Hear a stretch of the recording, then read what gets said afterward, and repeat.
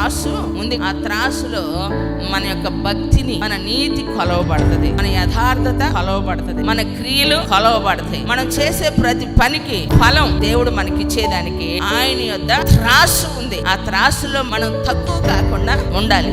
తక్కువ అవటానికి కారణం, కార్యాలు జరగకపోవటానికి కారణం ఏమిటి అంటే, నీ సేవకులు మొదట కాదు, నీవు కాదు, నీ సంఘము కాదు. సేవకులు, సంఘం అందరూ ఎప్పుడు కూడా ప్రార్థిస్తూనే ఉంటారు. ఆ ప్రార్థన నువ్వు చేసేటువంటి దానికి, నీ ఉపవాస దినాలకు, నీ వ్రత దినాలకు, నువ్వు ప్రత్యేకించుకున్న జీవితానికి, నీ క్రియలకు తగినట్లుగా ప్రతిఫలము దేవుడు నీకు అనుగ్రహించును గాక. అట్టి కార్యాలు దేవుని సన్నిధిలో మనం చూడాలి. దేవుని యొక్క త్రాసులో మనము ఉన్నప్పుడు మనకు కార్యాలు జరగాలి అంటే యథార్థవంతుల ప్రార్థన ఆయన అంగీకరిస్తాడట.